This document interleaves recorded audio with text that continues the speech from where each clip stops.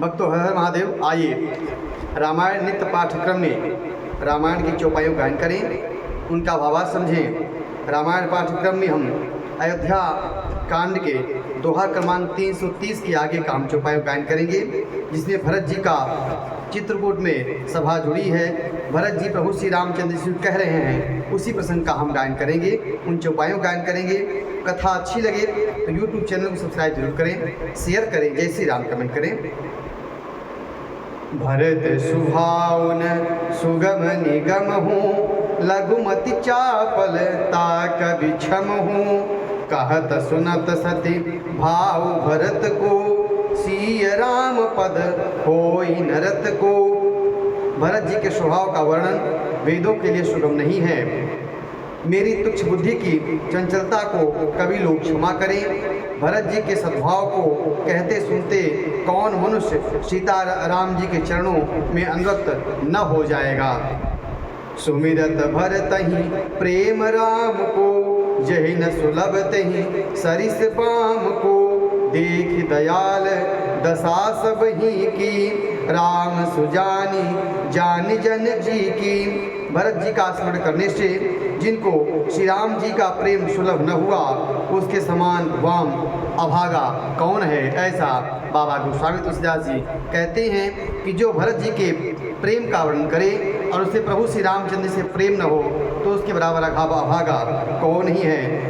दयालु और सुजान श्री राम जी ने सभी की दशा को देखकर और भक्त भरत के हृदय की स्थिति को जानकर, धर्म धुरीन धीर नयनागर, सत्य स्नेह शील सुख सागर।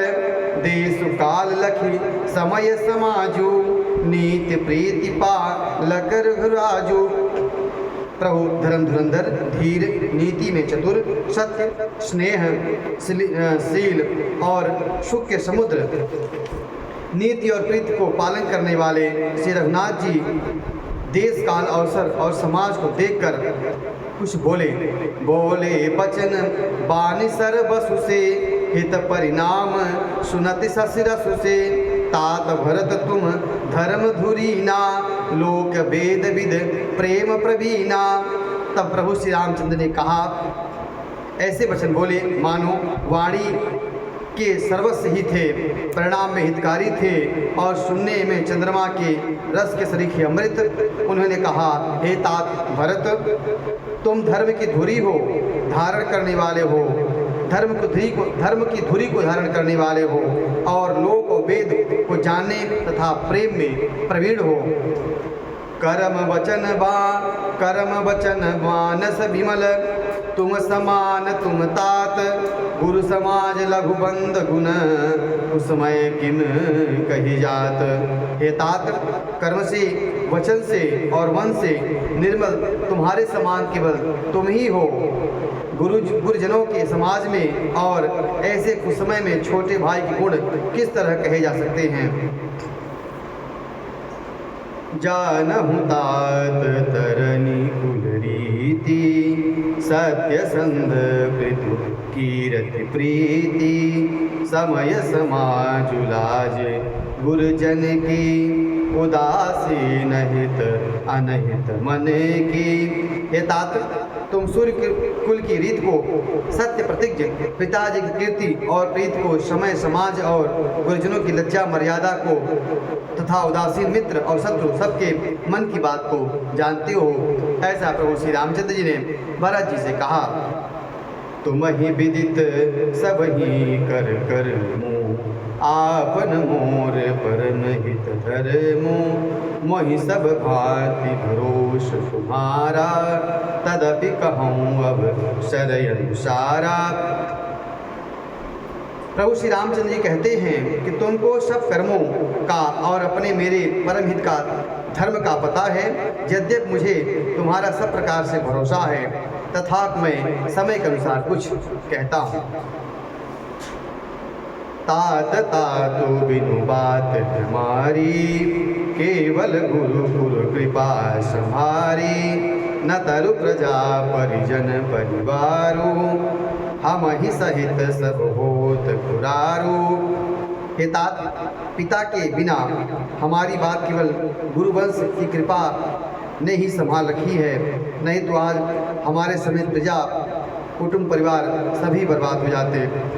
जो बिनु अवसर अथव दिनेशु जग कहि कहूँ न होई कलेशु तस उत्पातो तात विधि कीन्हा मुनि मिथिलेसी राकुश भुलीना।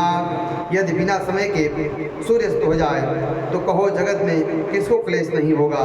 हे तात, उसी प्रकार उत्पात विधाता ने यह किया है, पर मुनिराज ने तथा मिथिलेश्वर ने सबको बचा लिया है। राम काज सब लाजपति धर्म धरही धन धाम गुर प्रभाव पाली सबही भल होई परिणाम। प्रभु श्री रामचंद्र जी कहते हैं कि राज सबका कार्य, लज्जा प्रतिष्ठा धर्म पृथ्वी धन घर इन सभी का पालन गुरु जी का प्रभाव करेगा और शुभ परिणाम होगा। सहित समाज तुम्हार हमारा घर बन गुर प्रसाद रखवारा। मातु पिता गुर स्वामी निदेशु सकल धर्म धर निधर शेषु। गुरु जी का प्रसाद ही घर में और वन में समाज सहित तुम्हारा और हमारा रक्षक है। माता पिता गुरु और स्वामी की आज्ञा समस्त धर्म रूपी पृथ्वी को धारण करने में शेष जी के समान है। सो तुम करहूँ करावहूँ मोहू तात तरनी कुल पालक होहू।